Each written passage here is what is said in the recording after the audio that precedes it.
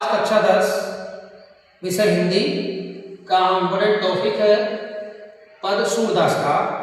इसमें से कई पद हमने वीडियो में डाल चुके हैं, लेकिन इम्पोर्टेंट पद लगा है। इस पद को और आपको आज पढ़ा देते हैं, ध्यानपूर्वक देखिए।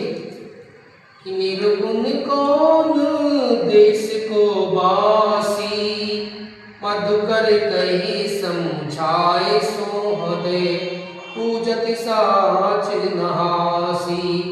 को है जनक कौन है जननी, कौन नारी को दासी। कैसो बरन बेस है कैसो, कह रस में अविलासी।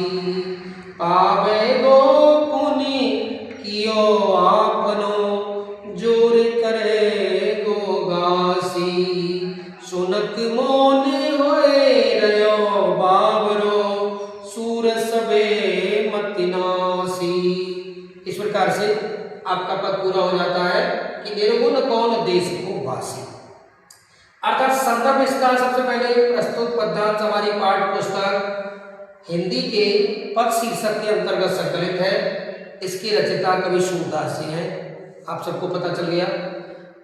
सेकंड क्वेश्चन आता है आपका, 2 नंबर को क्वेश्चन संदर्भ आता है, रेखांकित अंश की व्याख्या, पूरे की व्याख्या कर देते हैं। निर्गुण कौन देश को वासी।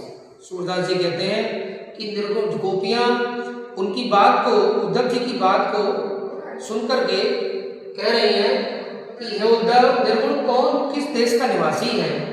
मधुकर कहीं समझाया, मधुकर उद्धव के लिए कहा गया है। अर्थात हे ब्रह्मा, हे उद्धव, हमें समझाकर बताइए। सोमद भूजन साचनासी, हम सौगंध देकर पूछती हैं आपसे, सच सच पूछती हैं, हंसी नहीं कर रही हैं। वो है जनक कौन है जननी। जो निराकार ईश्वर है, निराकार ब्रह्म है, उसका पिता कौन है, उसकी माता कौन है, कौन नार, उसकी स्त्री कौन है, उसकी दासी कौन है। अर्थात कैसो वर्ण वेश है कैसो की रस में अविलासी।